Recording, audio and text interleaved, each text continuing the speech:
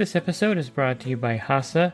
Liquid is clearly better. Liquid chlorine is the highest purity, works immediately, has no added cyanuric acid or calcium, and it will leave your pool safe, clean, and clear. And by the bottom feeder professional grade battery powered vacuum system. It sucks to clean pools, so cleaning pools sucks less. Get $100 off with code DVB100. This episode is brought to you by Skimmer, the #1 pool service software in North America. With Skimmer, you can streamline your schedule, grow your revenue, and keep your customers coming back with 5-star service. Whether you're a one-person operation or an established team, Skimmer is your partner in success. Visit getskimmer.com/poolguy to try Skimmer for free for 30 days. The Pool Guy Podcast Show. The Pool Guy Podcast Show. The Pool Guy Podcast Show.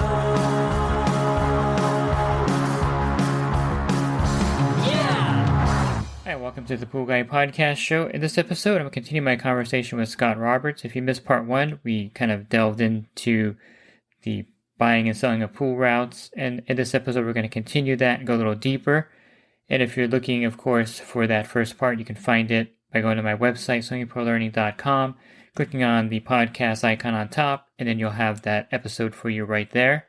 Are you a pool service pro looking to take your business to the next level? Join the Pool Guy Coaching Program. Get expert advice, business tips, exclusive content, and get direct support from me. I'm a 35-year veteran in the industry. Whether you're starting out or scaling up, I've got the tools to help you succeed. Learn more at swimmingpoollearning.com. Hey, David, just to break the conversation for a second, it's time to throw you off guard, David, and let's ask David Van Brunt a question. Here we go. Now, in the past, David, in other podcasts with me, you have answered these almost 100% successfully. So I hope you keep your track record going. Here we go. Question 1. What was the first ocean liner or cruise ship that had a swimming pool in it? You could pick a cruise line. You could pick a ship. It's up to you. I'm going to say, if I'm going back in time, Cunard is the brand for the Titanic, I believe. And I'm going to say that's it. You are correct, sir. Oh, my God. And by the way, to anyone listening, I do not give him the answers. He's just a bit of a genius in this industry. So there you go. He always gets it right. It's a little strange that you get these things right, David. I think you need to get out a little more on the weekends or something. I don't know what's going on that you know these answers. But okay, last one. This is almost impossible. If you get this, I'm just getting off the podcast and never doing it again. Here we go. How long ago was the first swimming pool in existence? How long ago was it approximately? And what country did the first swimming pool, which was called the Great Bath, exist in? Well, I know that I'm going to just go out on a limb. I'm going to go to Asia because for some reason I just feel like Asia is where they have these kind of things and they're more innovative than we thought. So I can't really specifically say, but let me say my first thought was China, but maybe Japan, or maybe way off on this. All right, so we kind of got you finally, David. So I guess we'll continue with the questions. It's Pakistan, and it was in 3rd millennial BC. I gave you something impossible. Well, that's Asia Minor, so hey, there you go. I got it half right. Half credit. Yeah. All right. Yes, please. Here you go. It's just a quick bonus question for you. All right, this is good for. We'll give you a 3-day free cruise brochure if you get this right. Okay, here it is. Where is the largest swimming pool located in the world? Dubai, I would think, would be a lucky guess would be somewhere in Dubai because they're crazy over there, Everything's gigantic. Now, they might be building one larger, that's true, but it's actually in Chile. Okay. It actually is 20 acres large. Yeah. It's a big pool. I think Dubai is building one bigger than that. They're building like a whole island of crazy stuff. So that's one of my bucket list places. I want to go there eventually. Have you been there? Not yet, but that is on the bucket list for my wife and I. Yes. We'd like to go. Yeah. So let's touch on some of the mistakes that can be made during this process. And you've been doing this for a long time. So of course, you're going to instruct the buyers and sellers in these transactions, just like a realtor would that has that experience, to avoid these mistakes. And you're there to protect the clients, and that's part of your job as a broker. So what are some of the mistakes that people make? Okay. Yeah. Well, Before coming here for 9 years now to National Pool Route Sales, I've been here. I was in the business for, I don't know, 7 or 8 years as well, in the industry myself, making every mistake that you could ever possibly make. So I'm very human. Any way you can mess something up, David, I've done it. But the good thing is I've gotten a lot right over the years, and whatever I did make a mistake with, I learned the correct way to do things, and then I did it correctly, which is part of our mentoring program that we will mentor every buyer as much as they want, free of charge. It's part of our ongoing service to them when they buy a route with us. Unlike any competitors, obviously, I don't think that happens. But point of doing that is that we really do care about the success of all the buyers. So whatever mistakes are going to be made, we will, we can't avoid every one of them, but we will head off many of them at the pass when our buyers will call, say, hey, you have a half an hour? Sure. We set up a call, and then we'll chat with them about any questions they have about thoughts. Like maybe they want to do marketing in a certain way. That's a mistake that I see. People might think of marketing. Maybe they think direct mail is the way to market, or whatever, which I actually don't think is the best way to market.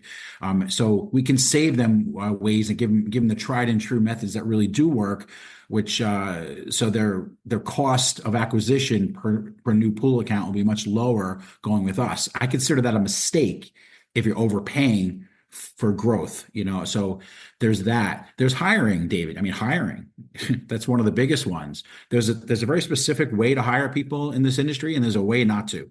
So we know the answers very, very strongly on that. And I personally have no problem giving my experience in all of that with any of our buyers, exactly how I used to hire people, ways I used to market, grow, and then thirdly, people have strange ideas and misconceptions and mistakes about the way that they want to add on additional streams of revenue into their pool route. There are many ways and many things to do. Some are terrible ideas, proven, and they may be about to do that. So if they speak with us about it, we'll cut that off. We'll give them the ones that do work, that are profitable, without having to put a lot more time into it. And I should mention that part of buying the route, there is a moratorium on making changes. I mean, you have money in escrow that you're holding from the buyer in case someone cancels for, they sell their house, they lose the account, or some other reason they lose it. But one thing the seller shouldn't do, and this is for any business, not just a pool route, you shouldn't go in there and raise prices, change things, change service days, just do things that are contrary to how it's operating currently. Is that a correct assessment of kind of some of the protections for the seller as well as the buyer? Yeah, I mean, of course. So yeah, the seller we hold money in-house in escrow from the seller's proceeds, a percentage at the closing, like I said, twice as much as anyone else does, for a reason. So the guarantee process as far as changing things, like in our contract, that's on page 3, paragraph 7, and it speaks to those conditions of what's called the mode of operation changes. That's all the things you mentioned. One thing you don't want to do, and forget the contract for a second. Let's throw that out of the window for just a moment. Common sense would say, if you want to get everybody to be on board as the customers transitioning over to you as the new pool service company, number one, you need the seller vouching for you that, hey, this is what's happening. Here's why this person's going to be great, and so on and so forth. We will help orchestrate that whole conversation and the way to do it, and the transition letters. We have all the templates. We have everything to help out with this to make it the most positive, high number of people that go with the transition. So there is no arguments or lost accounts to even deal with. But changing the mode of operation would be when you want to say, okay, Mrs. Johnson, I know we just took over a month ago, but we're raising your price from $130 to $170 a month for monthly service. That's a bad, forget the contract. It's not allowed in the contract for the first 90 days. But secondly, it's really a very, very bad idea. You just want people to get acclimated as the customers to whom you are, and they really want no change. They'll go with the transition if there's nothing really monumentally changing. If the service day is the same, if the price is the same, if you're going to service the pool in the same way. In other words, don't say, yeah, Mrs. Smith, we just took over, but we don't clean filters. You need to do that yourself. Well, a person's going to cancel if you do that. So sure, we will guide the seller in the process. We like to have what's called a post-closing conference call after the deal is actually consummated and closed, and we like to then go over the transition. We don't just want to vanish from the situation. That's when we want to dig in and make sure everything goes smoothly with lots of communication. And then we're there to jump in and jump on more conference calls with the buyer and the seller if anything comes up. There's always going to be, David, what we say, like an all hands on deck approach for the customers. The customers are just going to be overwhelmed with great service and see the buyer and the seller getting along really, really well. Those protections are built in just as a basic business. I mean, Charles Bard, he's a pure businessman. He knows these things. And of course, he's going to build these things into the organization so that people don't drop the ball. Now, can you share an example of a particular challenging pool sale? How did you overcome that? Yeah, I have to say, I think when I started out doing the pool route sales 9 years ago, 9+ years now. Wow. Well, I was much younger. I had less gray hair. But anyway, back then I was a little bit more ambitious about things in a way that maybe I overlooked a little bit, but over the years I've learned so much that I don't overlook anything anymore. If something doesn't feel right, I don't do it. In other words, to give a specific example, I remember this because it still bothers me until today. We had somebody who they just wanted to buy a pool route, and they were really just kind of nasty to me and nasty in the process, but they had lots of money and they just wanted to buy the route. And I remember giving the seller the option and say, listen, if you want to move on to somebody else, that's your choice. Happy to work hard to find you a different buyer. But the seller really needed that to be sold. Okay. So I guess, what do you do in that case? I mean, I did the right thing. I said, look, please, the person is not being so friendly. This is what you're going to deal with in the transition. This is what the customers are going to see potentially, and in reality, I didn't push it hard enough because the seller said, doesn't matter to me. I can work through this. I need to sell it. And they sold. So by doing so, that became my most challenging, or one of my most challenging transitions. And the whole time, I just wish we didn't do it because honestly, at that point, it isn't worth the commission money. It wasn't worth it for anybody. Even the buyer wasn't even thrilled. So I would say that would probably be in one of the worst situations. If you're a buyer, just because you have money, it doesn't mean that we are going to sell you a pool route. It just does not mean that. And if you're a seller, and even if you get the listing with us, if you start being you're just coming across as somebody who's going to mistreat everybody in the process and you're nasty, well, we don't have to keep your listing. It just needs to be, as I've evolved, I know our company's, Charles has always felt this way, but we've always, we're going to err on the side of just everybody feeling good about everything and working together. There'll be a few bumps in the road, but nothing that good people can't get through together.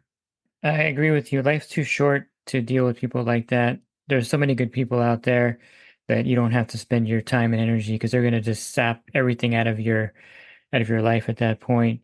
And since you've been in the industry and had your own route, and you were pretty big in 7 to 8 years of pool service, so you know this business. What should a buyer, and I know you're helping with this end of it because of your experience, what should a buyer be looking for when looking at these pools and overall the whole purchasing process? The buyer should be looking for these keys. And if you want to go over that. Okay. Yeah, happy to. So if you're looking to buy a pool route and you're listening to this, obviously I'm going to tell you that you should be calling us to buy the pool route. But let's say that it's not us and you're buying a pool route through somebody else. Because if you buy it through us, all of these concerns are going to be addressed already. You're not going to have to worry about these. Okay. But if you're buying from somebody else, you want to make sure that you look the seller in the eye and you spend 2+ hours with them. Go have a cheeseburger, old school. Okay. Go just old. This isn't just, the pool service industry it's relationships between customers and you and the seller, and their relationships. You want to understand those, you want to feel good about the fact that these people have a good payment history. That's very important. See some bank statements. Okay. Bank statements, see the deposits for the last year, right? Make sure that they add up. If they say that they're billing out and invoicing their customers $9,000 a month every month, but then you look at the bank statements and there's only $5,500 a month on the average going in each month. Well, number one, maybe they're, getting cash or maybe whatever. That's not necessarily really a seller that you want to deal with anyway, right? And because they're sort of evading taxes that way. But number two, if they're showing that they're depositing, that 9,000 plus maybe another 2,000 a month on the average for extras, parts, repairs, whatever. Well, that should make you feel very comfortable. Even in my opinion, more so than a tax return. On a small pool route, an owner operator pool route, we don't really push tax returns and this and that because we get a lot of buyers that's all that they are used to is going to a business broker, sitting down, and they just push sets of tax returns on them because they don't really always understand what the true profitability is. I don't know, David. I'm 53 years old. I mean, in my life and being in business now for a long time, over 30 years, I don't know that 100% of the people in the world are not adding on extra expenses and this and that and whatever on their tax returns. It's not always an accurate reflection of what a business is really doing, but the bank statements are. Okay. I don't think people are looking a year or two in advance and depositing large sums of cash that were sitting around in their mattress just to pad up the bank account in case they're asked by some broker who never usually asks that question. Okay. We do. So we look at the reality of things, David, and that's why we don't get the bad reviews. So if a listener wants some more information, how would they get in touch with you, Scott? www, as we all know, .poolroutesales.com. So poolroutesales.com. We have competitors out there that have really tried to capitalize, I believe, on our name and made it very similar and whatever. That's not us. We are National Pool Route Sales. So poolroutesales.com, National Pool Route Sales. And the phone number is 877-766-5757. And in my defense, I would say that I was thinking about Dubai because it does have the deepest pool on record. This thing is like, if you look it up, you'll see that it's like, super deep. I think it's like 100 feet deep or something. It's kind of crazy. And if you're interested in the other podcasts in this series, you can find those on my website, swimmingpoollearning.com. You can subscribe to the podcast or my YouTube channel. On YouTube, you're going to have the episode sent to you every day, Monday through Friday, a new podcast episode there as well. And if you're looking at my coaching program, you can learn more at poolguycoaching.com. Thanks for listening to this podcast. Have a great rest of your week. God bless. This episode is brought to you by HASA, providing products that deliver clean, healthy water for every aspect of everyday life. The bottom feeder battery-powered vacuum system, portable, powerful, and only weighs 12 pounds. And Skimmer. Get Skimmer, America's #1 pool service software.